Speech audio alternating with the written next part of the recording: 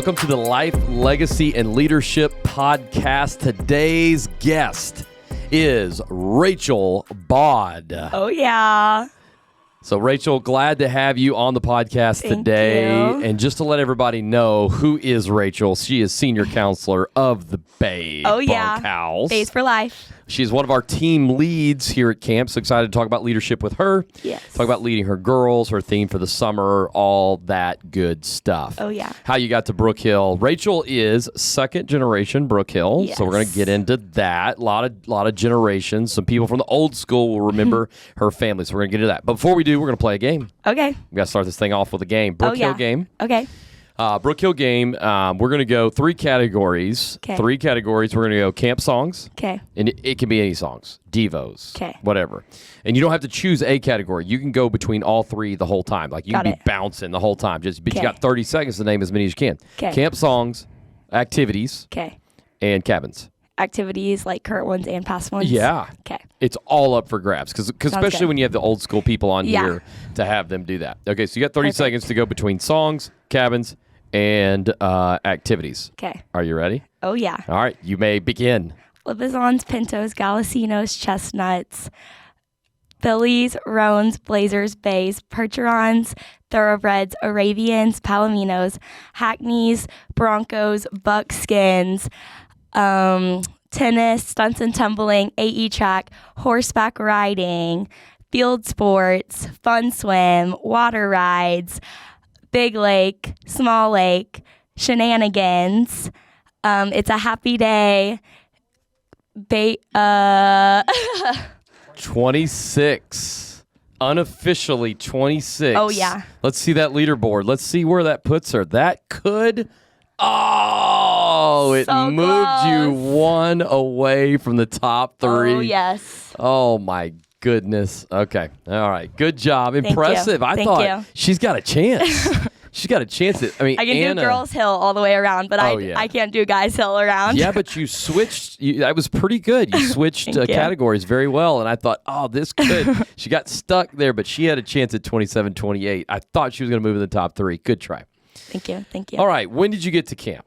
So I started coming in third grade. My older brother is 6.5 years older than me, 7 in school though. And so Blaine and I would always come and bring him to camp. We were never campers together because he graduated. And then my next summer, I was a third grade camper.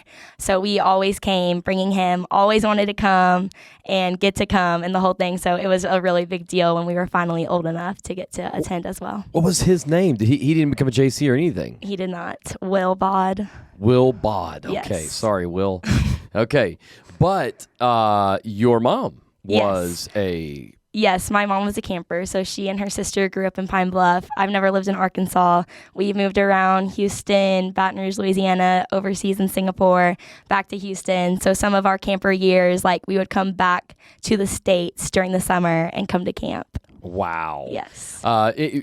Were they the 80s, the 70s? When was she here? Do you know? Late 70s. Late 70s? Yes. Okay. Did you tell her that John Thomas spoke at staff meeting? Yes. I mean, that she probably Yes. geeked out on that one, right? Yes. Okay. It's so fun when we have like people come in and speak to us because my aunt and my mom are like, oh yeah, like they know. Yeah. Yeah. You know, Brian Cato may have been a camper, Yes. or like Teresa who was Yes. here. Yeah, she knows all those people. Uh-huh. And so, okay, what is your mom's name and your aunt's name? My mom is Wallace Ann Williams, or that was her maiden name.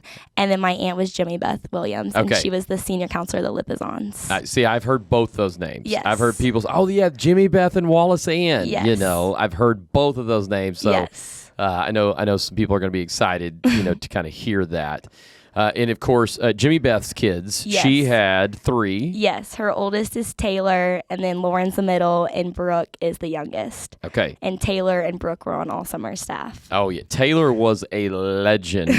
So was Brooke. But Yes. Taylor led counseling and all the Yes. things. He was the first, non-guitar player to lead counseling. And I mean, So funny. Taylor, did you ever see any videos of Taylor? No. But he's Oh. still so funny. Like, I can only imagine him up there. Oh, he's a character. He was a character. He just gooned all the time.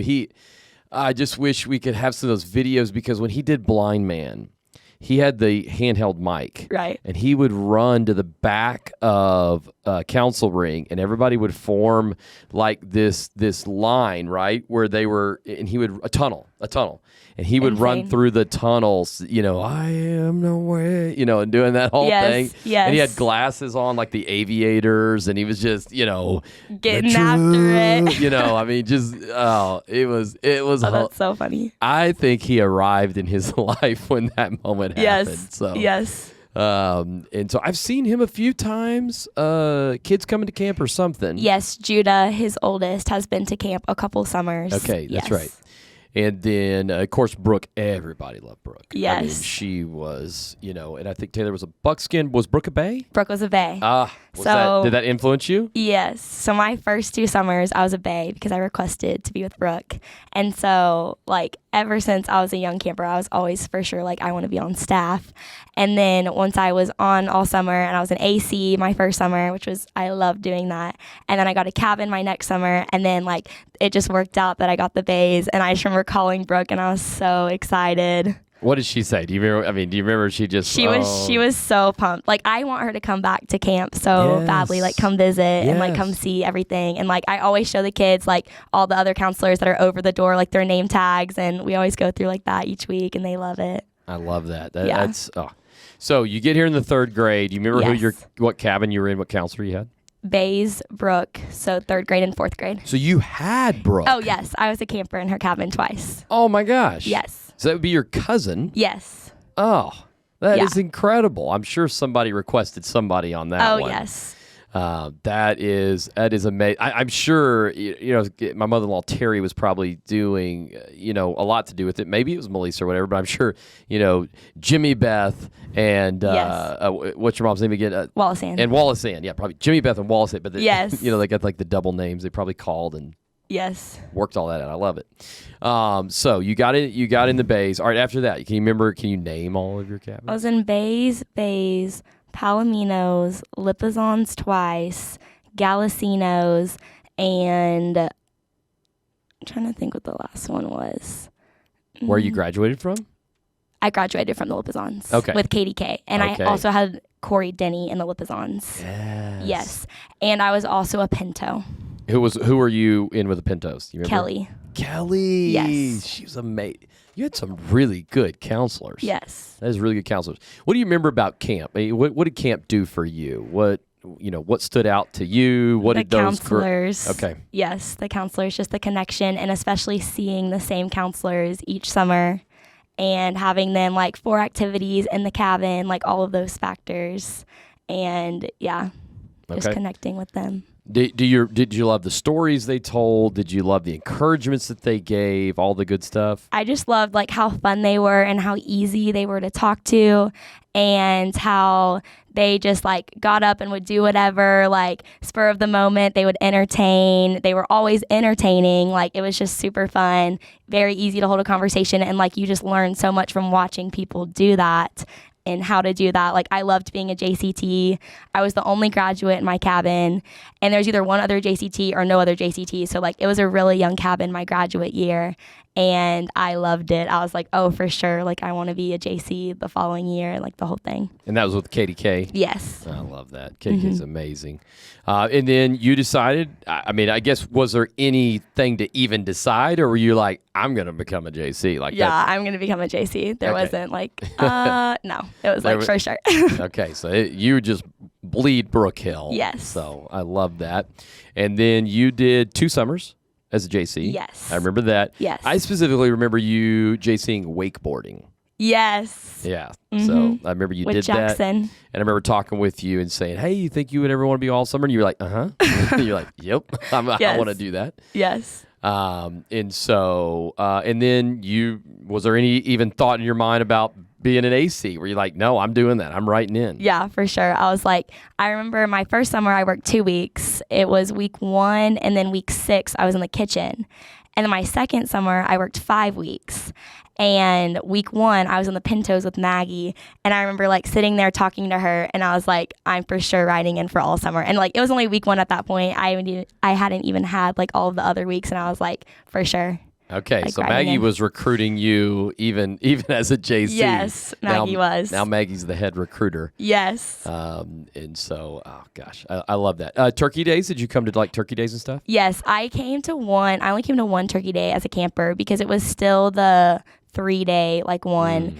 And then we would get home like really late on Sunday night, and then I have school like early Monday morning. So I did it my junior year of high school. So I've worked turkey day like more than I was a camper at turkey day. And you were from Houston, Yeah. I was from that area too. Yes. And that was difficult for us to get up here. Yes. But I'm like you, had we done 4 days like we do now, Yes. I think that would have been a lot easier. For sure. And like at the beginning of the break instead of like at the end. So. That's right. Yeah. We've got a lot of parents very happy about that. They were like, "Thank you for moving it from the second weekend after, to the weekend before." Yes.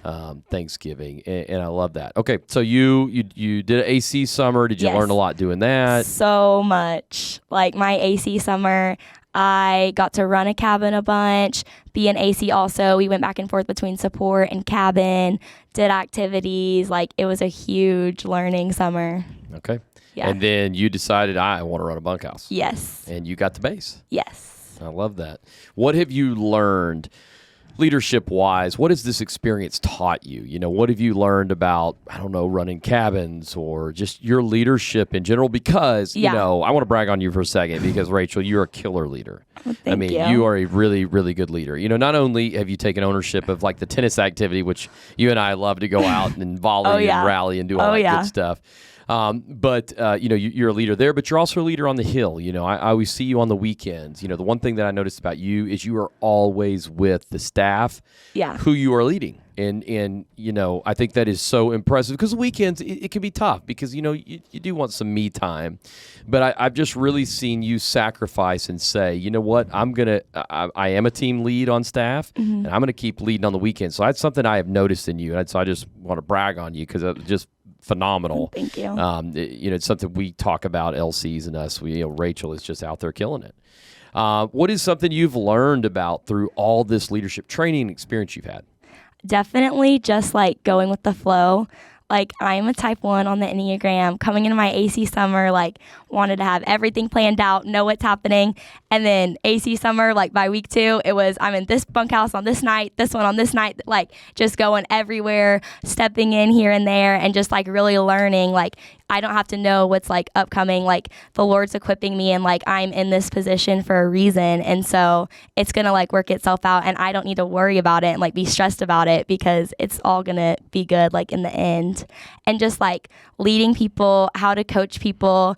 It can be like hard for me to correct people, but also like I want things to be done well. So it's like a fine balance of like, I want this activity to be super good and I don't want to hurt somebody's feelings and like finding like that. And like Maggie and Levia and Maddie K have definitely like coached me up a lot on like how to have conversations and stuff with people like about those things. But even just like entertaining a crowd, like I'm an RA at Baylor and we had a leadership retreat like weekend this past year and this other guy and I like ran it and it was just like getting up there and making it fun and using Brookhill stuff like, okay, repeat this back to us. Oh, let's do this, let's do that. And like keeping the crowd engaged. And he was like, wow, like he wanted to have like a whole script. And I was like, no, that's going to be boring. Like you have to just get up there and just go. Like, no, do not do that, please. So did anybody ask you, how do you know all this? I mean, did they ask you? Oh yeah. Everybody's always like, you are such a camp counselor. Stop talking about camp. Like, like guys, yeah, it's the best. Sorry, it's changed my life. Yes, exactly. When something, I mean, obviously Jesus changed my life, but yes. camp was a big vehicle for that. For sure. Hanging out with these college students and to see people, dynamic personalities, they just draw you in. Yes. And yes. What I thought is they were just born with these dynamic personalities, but it's not true. You can be trained. Yeah. You really can learn how to entertain a crowd. You really can learn how to not be boring, right? Yes. I mean, you can learn all those things. For sure. And so, what do you think, like staff training, do you think that helped equip you? Jason is maybe by example, by seeing Jason. And so, I mean, Jason's the best. Isn't he? Yes, for sure. Definitely staff training. Like I remember my AC summer, just like taking it all in, like, wow, this is a lot, but it's so good. And then the other two, like last year and then this past year as well. And then like it starts clicking in different ways. Like each summer you start seeing like more things about like, oh yeah, this is what they meant by this, and like having the fun connection in Jesus and everything. Like, yeah, I'm working on these AE awards right now. I'm working on these tennis awards right now, but the connection factor, like especially with those two activities, because they're like more niche and like not a lot of campers take them. So you have a lot of like the same campers each year. And like this past week at the 2-week, I had all the tennis kids like running up to me like, why aren't you in tennis? I'm going for this award. And like, so every day, like I keep getting the updates of, I finished my Davis today. I'm going for my golden racket. I'm working on terms. And I'm like, okay, like come find me. I'll help you with terms. I'll play some golden racket matches, like all of that kind of stuff. Yeah. Yeah. See, that just, kids need consistency. Yes. See, that means so much. I mean, you're the tennis person. That's what they see. And just what security that builds in kids. Yes. Just being in their life over a long period of time. I think that is just absolutely amazing. And I want to come back to something you said. You said just being able to go with the flow as a leader. Yeah. You know, I've always said adaptability Yes. is one of the greatest qualities a leader can have. Yes. Because, I mean, leadership's an art. Yeah. You know, it's not this just kind of rigid black and white thing of, you know, someone says this, you say this, someone does this, you do this. It's not like that because personalities are different. Yep. People are different. Yep. Kids are different. Yes. You may have a rowdier group of kids. Yes. Or you may have a quieter group of kids. Yes. And, you know, if you're used to, I'm just, they're quiet, so I'm used to a rowdy group. I don't know how to lead the quiet. Right. You got to be able to adapt. Right. Yeah. That is a really good point. Definitely, like each week, it's very interesting teaching like the same activity back to back, like AE track or tennis, and how different it is from activity to activity, and how you have to adjust and adapt because you want them all to have the same super fun experience, but you're not going to be able to do the exact same things in each activity and have the same results. That's right. And you got to kind of meet kids where they're at, or meet people where they're at. Yes. Right? If this is this wild, crazy Aiden Ross type camper, I've got to maybe be a little more outside of myself, right? Yeah. You know, I'm a little more chill and, you know, I mean, but I got to be a little more wild and crazy like an Aiden. Right. Or if I see this is a quieter camper. Yes. So I need to kind of calm down. I don't want to overwhelm them. Yep. But either way, you learn to be what people need in order to draw them to the gospel, right? And yes, so, exactly. I love that. But what did you think about which Maylee's podcast? Yes. Maylee just did her second podcast, and that's aired. But she did based on the staff meeting she did. Yes. What did you think about that when she was talking about, you know, walking and talking, you know, with your people? Because that's very much horseback and tennis. What she was talking about, where you're able to have that connection therapy through, you know, horses and tennis. Yes. So I really, really liked what she was talking about, and I could very much relate to how she was talking about it, because it's like, yeah, you're like just feeding a ball to somebody, but what it means to them that they've been working on getting this forehand, and like now they've finally gotten it over the net. They've been working on this backhand, like each stroke, and that's just like, wow, like I've conquered this. I've come to camp. I've learned how to do this. I can take this home. Like I can teach other people. Like it just builds so much confidence. And kids, the same thing with like riding horses and teaching them how to turn and figure eights and trotting with leaves and like how you to like adjust your weight in the saddle and stuff like that. It's just really cool, and it means so much to kids. And they're so proud. Like even this week, they're like coming and running to tell me like what they've done and if I can help them, or what like their counselors and their activities have been doing, because Blaine and Jensen are doing it this week. And so that's funny too, because they're like, Jensen needs some practice on serves and things. And I'm like, oh my goodness. Okay, you got to coach her up then. You know how to do it. You got to coach her up. Oh, Jenny. Oh, yes. Oh, that is amazing. But your kids are honest. They're not going to hold back. It's true. Yeah, that's great. But, you know, one of the things we major on is just trying to get you guys as counselors to come back year after year, because that experience right there. Yes. And, you know, they wouldn't be running to somebody they didn't know to tell them about their achievements. Right. They see you as that mentor, just someone they trust, right? And almost like they would go show their parents. Yes. You know, they would bring that report card home and say, you know, look at what I did. Look at the accomplishment. And, and they're looking for that praise. They're Yes. looking for that proud. Yes. They want someone to be proud of them. And I think that's just the Brookhill thing where, Yes. People, they're noticed and remembered, and their name is a name, not a number. Right. And Exactly. so I love that. So have you seen each year, does it get better for you because of that? Oh, yeah. That's what I tell everybody. I'm like, first of all, you have to be a JC. Then you have to be on all summer. And then you have to keep returning because every year is so much better. Like, it just is. The reward.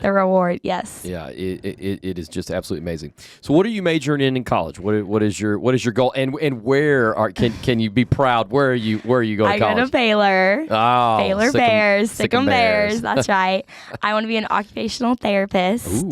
So actually horseback therapy is like a big thing in PT, but OTs like use it too. And so that's been cool, like doing it at camp. And the clinic that I shadow at in Waco, they have like a barn and they take kids out and do stuff with them too. So okay, teach me about that. What does that mean? So for physical therapy, at least whenever like equine therapy, like riding horses and stuff, it helps with kids like posture and balance and like getting them up there, and that connection factor of like they're on a horse instead of just like sitting on like an exercise ball or something that like isn't gonna like reciprocate any kind of feeling or like excitement or like things like that. That's amazing. So Yes. you're going to be able, are you wanting? Oh yeah, I want to go like more into that, like yes. Okay. Oh, that's amazing. So would that mean like maybe you had your own place and your own barn and you Yes. brought people out? Yes. Oh gosh, that is really cool. That is crazy. I love that. Maybe we should just build a new barn here, and you Yes. should just, we incorporate all that together. Let's That's what I talk think. about that. That's what I think. Then you don't ever have to leave. That would be Good. done. All right, done. We can sign papers later. I love that. So that is super cool to be able to do that for Yes. kids. Yes. And can it be kids? Can it be adults? Can it be Yes, anybody? it can be any age. I Okay. want to do pediatrics, but it can be any age. Pediatrics. I love Yes. that. Oh my gosh. All right. Well, we're going to have you back on the podcast in about 15 years when you get your practice up and going. And so that is amazing to be. But, I guess people are doing that more and more. Maylee talked about that. Yes. Using horse therapy with that. I think that's amazing. Okay. Tell us about your theme of your cabin this Yes. year. And let's kind of go into some of that. Yes, for sure. So this summer in my cabin, we've been telling Bible stories, which has been super awesome. The kids love it. Especially these 2 weeks, they've been like, are you telling a Bible story tonight? Like, when's our next one? And so through that, like, I've been incorporating the theme of joy. And like, Jason talks about it on Tuesday nights, actually, but like the fruits of the Spirit and the difference between joy and happiness, and like your circumstances aren't going to define how you're going to respond. Like, joy comes from the Holy Spirit. It comes from within you. And so things don't have to be going a certain way for you to be joyful.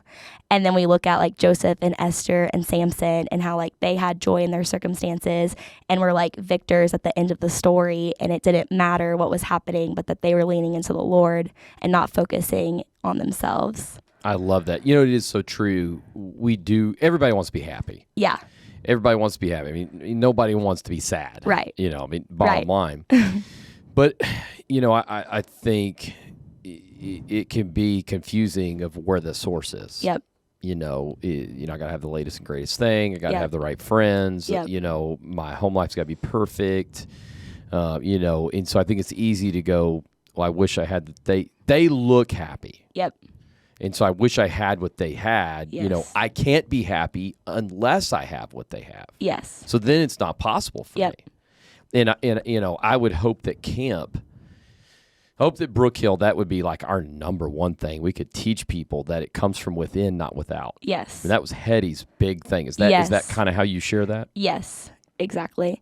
And like my Devo that I've done this summer is how the Lord like is equipping us with his armor, with his different things. And like in each season that we're going through, we're learning different things. He's teaching us different things. And so once we've gotten like to the end of one season, then like you have that armor, but you're like putting something else on and he's teaching you more and more. And then like you can keep going through those things. And then like that becomes part of your testimony. You can coach other people up in those ways and just kind of like tying it all together like that. That is such an incredible perspective. Yeah. That what you're going through is building you it's not tearing you down. Right. If you'll let it. I Right. love that perspective, because it's true. The tougher the things you go through, the more equipped you can be. Yep.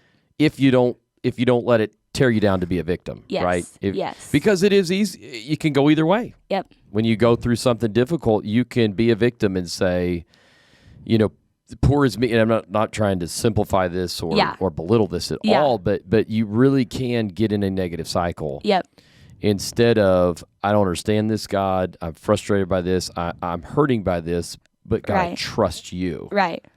And that's that count it all joy when you face trials, James chapter 1, right? Yep. Count it all joy when you face trials because it is building perseverance in you. Is that kind of the emphasis you had in your cabin? Yes.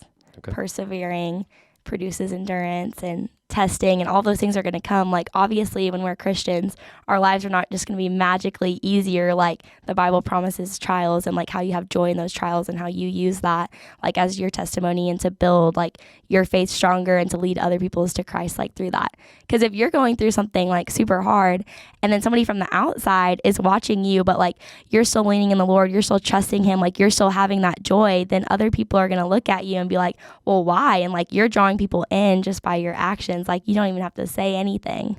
How have your girls responded to this? So like if there's girls listening right now, what are some of the things that they've brought up to you that y'all have talked about, kind of how you put this together? I think a lot of what I've gotten is struggles with friends, and how like when you're surrounding yourself with like people that you think are good friends, and like they're not necessarily bad people, but they're like leading you, or they're not building you up like in circumstances, but they're more likely to like tear you down and want to elevate like themselves instead of you, and like how you kind of walk through that and like maybe distance yourself, or like go like seek the Bible, or go to a youth group, or like go to a mentor or somebody that's already been there and talk like through that with somebody else. Yeah, learning to navigate friends is tough. I think we talked about this. We had a group of girls at the house. You were in that group, and gosh, that was one of the most productive conversations because we were talking with college students about friends. Yep. I mean, and you're talking about, I don't know, 11, 12, and 13-year-olds, 14-year-olds. Exactly. All the way up to 16 that have probably been in your cabin dealing with this, and you think, oh, well, that's a junior high and high school thing. Yep. No. It's not. No. Nope. I have to have so many roommate mediations and stuff as well. Sure. People that are older than me also, because like the dorm that I'm in is all the ages. And so it's like seniors. And I was like, okay, I'm a sophomore, but you're still coaching and walking people through things. Something I've noticed. Tell me what you think about this. Something that I've always seen when you have conflict. Yeah. So high school conflict, junior high conflict, college conflict, doesn't matter. Conflict's conflict, where you've got two people frustrated with each other. Yes. You typically I have found, a sensitive and insensitive person. Yes. Because if you have two sensitive people, they're going to get along. Right. Because they're going to make sure that they don't step on each other's toes. Yep. If you got two insensitive people, they're going to get along because they don't really care. Yep. They're going to be insensitive to each other, but they just kind of get over it because they're both insensitive. But when you get the two, the opposites, where someone is just saying things, it's like, do you realize what you're saying and how that's coming across? Yeah. And then you have the sensitive that gets it said to them, just crushes them. Yes. That's a really good point. Is that, in my conflict resolution, that's what I hear. Yes. I typically hear, this person is, yelling at me or hurting me or what, all this kind of stuff. It's like, they're really yelling at you? Yeah. Or it was just harsh and frustrated in tone and whatever. Or it's completely selfish, right? They don't keep their room cleaner. Whatever it might be in a roommate situation. Yes. Is that what you see now that you think about that? Yeah, I would agree with that. It's always one like has, all this has happened, and the other one like doesn't see it that way, and then like the back and forth. Yeah, I didn't realize I was just talking, and the other one's like, no, you were crushing my feelings. Exactly. Right? Yes. You might think about that when you're doing the RA this next year, because you're doing that again. Yes. Okay. Yes, I'm going to be the head RA for the Honors College, so I'm super pumped. What does that mean? So I have more like responsibilities with like our professional staff and working with them. So like that's why I helped run the retreat, like help run the training that we're going to have when I get back in August and plan for things and like our leadership team in general. So like less like working at the desk and like things like that you do like as an RA, and more like planning and like making sure the other RAs are like doing what they're supposed to be doing on their floors and like doing their programs and helping with ideas for all of those things, and just more of like the person in between like professional staff and just being an RA, like kind of bridging that. So you're an LC. I mean, right? Yeah. Because the RAs all have their own wings or whatever. Yes. But you don't have your own wing. I have my own wing too. Oh, you so do? that's like how it's different, but I'm going to have less people like on my floor. Okay, but you're still an RA of the RAs. Yes. I mean, that's what it's going to be. So that's cool. Yes. All right, so I could just get you ready for being an LC next year, you know. Oh yeah. Oh yeah. We'll talk about that. Everybody's been talking about that in the office, so we'll see what happens there. And so you're already working with the admin team there at Baylor, so that is amazing. You know, Baylor used to be a big Brookhill. Like, yes, it used to be the biggest. Yes, when my Aunt Jimmy Beth went to Baylor, it was like she said everybody on staff practically went to Baylor. Yeah. I mean, Brian Cato, when he spoke here, which you hope to have Brian on the podcast this year. Yeah. But he had all his friends that were there. So it used to be a much larger. I tell you who's taking over right now. Washita. Yes. U of A held it for a while. They did. So I think it went like Baylor, you had a good LSU following, and then U of A, and now it's Washita. I don't know. How does this happen? How does that? It's back to the Bears. Wait, no, they're not the Bears. What are the Washita? Tigers. That's right. Yes. All right. Yes. All right, Tigers. But we're building the Baylor presence. Audrey, join me. Emily Braunfish is coming. Okay. So there we go. 3 all summer. That's right. At Baylor now. That is a lot more than it has been. It's true. And I'm sure there's junior counselors there. Yes. You know, so yeah. That is super cool. I love that you don't just lead at camp. I love that because to me, leader is not a position you hold. Yeah. It's who you are. Yeah. And to me, when you're a leader, that's just what you do. Yes. All year. Yep. And you know, and they begin to just overlap. Yeah. What you learn from being an RA, you bring to camp. What you learn at camp, you bring to being an RA. Yes. And you won't just stop there. I mean, it'll lead it even into if you open your own, practice, I guess that's what they would call it, for occupational therapy, that's going to lead to all of that. Yeah. And so, but what I see, Rachel, is a lot of people aren't willing to sacrifice and put in the work because let's be honest, you're paying the price to do this. Yeah. Some people may be off on the beach, right? I mean, you probably get a lot of, beach pics, or if it's spring break, you get the snow pics, or whatever. Yes. And that's where maybe a lot of your friends, I mean, do you ever have anybody say, what are you going to do this summer? Yeah. I mean, Baylor is a big, like, camp counselor school in the sense that, like, a lot of my friends are, like, working at camps and stuff. And, like, the other camps recruit really hard, like, Baylor students to come work for them and things like that. But it's very different. What camps would the Baylor camps be? Like, what would? Ozark, Kanakuk, Pine Cove.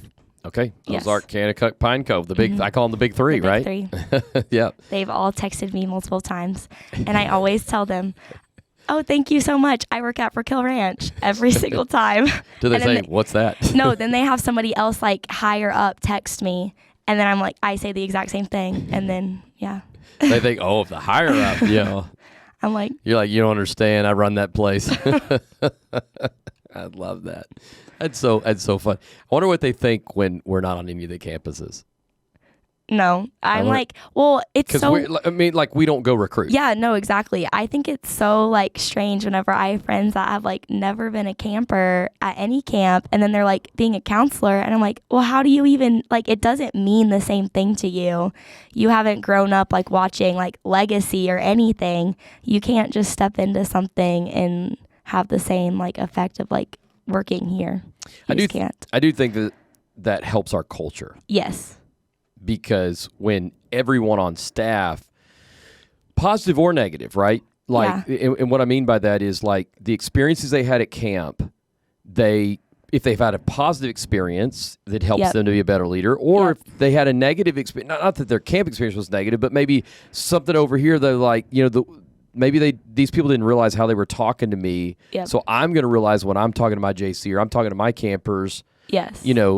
but you just understand how it works. Yes. And that's why we got the statement that's not Brookhill, right? I mean, because everybody knows what Brookhill is. Exactly. That means something.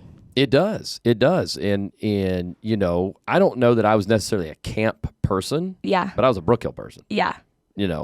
and being born and raised in Houston, going, 8 hours away back in the days, how long it took to get here. Right. This was the place for me. Yep. It was the home away from home. Yep. Is that what it was for you? Yes. For sure. Even though great family, Yes. other than Yes. Blaine, really good family. We love Blaine. Oh, yes. Oh, it cracks me up when we play tennis together with Blaine. Now, Blaine's been hurt all summer. Oh, Blaine. So, and then he won't let it heal. It's true. It's frustrated me. I need Blaine to be able to play some matches this summer. But I love when Blaine would always correct you when we would play last summer together. He's always correct you. You just kind of like, okay, Blaine. Exactly. That's how it was in high school, too, when we played mixed doubles together. No. It was, Blaine, don't hit it into the net. Don't hit it out. Just keep it in. I would hit 4 back and forth, and then he goes for the winning shot, and it's in the net, and I'm like, Blaine. Our coaches, when you get water and crossover, they're like, Blaine, just keep it in the court. Did your mom or dad play? I think we've talked about that. Yeah, my dad played. He was a big tennis player in high school, and he still plays. Okay. Yeah. All right. What's his rating? Do you know? No, Oh, you need to ask him. I should. Okay. Because I'm a 3-0 right now. Okay. So you need to ask him what he is. I think I'm going to be a 3-5 next year. We'll see. Oh, yes. Okay. You need to ask him. So, and because I'm going to sectionals here pretty soon. So maybe I need to play against your dad. How old is You he? should. 59. 59. That's a fair match. I'm just 42. That'd be fair. So no, that's too cool. I bet he's really, really good.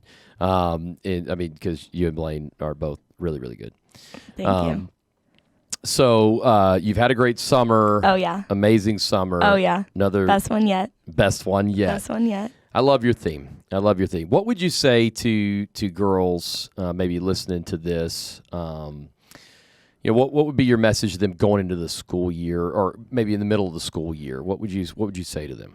Yeah, I think just don't let repetition or your everyday routine and things like that get you down or make you bored or different things, but just really think about camp whenever we're doing the same things and we're starting our days off with Jesus, or it doesn't even have to be your mornings, it can be any type of day, but you have to keep going back to the source to be filled up and then to pour that out onto other people, or else it is going to get boring and you're not going to want to keep doing it and you're not going to want to study for that test and those things. But even now we're in the 2 week and we have done a lot of the things, this is our 7th time, but that doesn't matter because it's people's first time this summer and you want the experience to be the same. And so in translating that into the school year, things whenever you're older and you're working, it's going to be the same thing every day, but you have to be the one that changes the culture and brings the energy and makes it fun and bring other people in to that, because it's very easy to get around negative people and let that bring you down, but you have to be able to flip that switch. That's so good. That is so key. Yes. All right, last thing for you. What would you say Brookhill has meant to you? Oh, it has meant everything to me, especially as a camper. It meant so much to me. And really, after my first JCT summer, I read the Bible all the way through and was just challenged in different ways and oh, what does it mean to make my faith my own and pursue that in high school.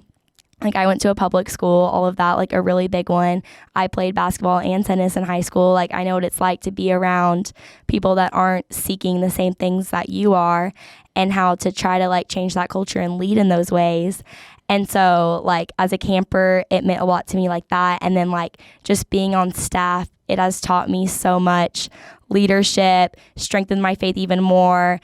I've talked about like with JC's that my second summer, it really like hit me of, oh yeah, like my strength, my energy, my everything has to come from the Lord because I cannot do it on my own. As much as I want to be able to, I cannot. And then like once you're on all summer, you're like, oh, for sure. Like there's no way I'm going to make it if I'm not in my word, leaning into the Lord, all of those kinds of things. I love that. That is so good. I do want to just point out one thing you said about reading the Bible through all the way. Yes. I mean, I think if you're going to be a Christ follower, if you're going to give your life to Christ, you Yes. need to know, I mean, the Bible What does it says, say? I am the Word. Yes. Jesus is the Yes. Word, right? Yes. That is his heart. That is his instruction manual for Yep. us, how to live life. Yep. You know, how can we give our life to Christ if we don't really know who he is, Exactly. right? And so, I mean, how many times do you read the Bible that you're like, I can't believe that's in there? Yes. Like I had no idea that was in there. So Exactly. And I mean, it doesn't matter how many times you read it through. Yes. That's what I tell my girls every week. I'm like, y'all, this, like the Bible is God-breathed. It's alive and active. It's sharper than any two-edged sword. So if you're reading the same thing over and over, every single time the Lord is going to speak something different to you through the same text because you're learning, you're absorbing different things than you were the last time when you read it. That's so good. And our theme this last summer was Ephesians 4:22 Yes. through 24, which says, More. take off the old and this put last on the new. yes, Yeah, new. yes. But take off the old and put on the new. Yep.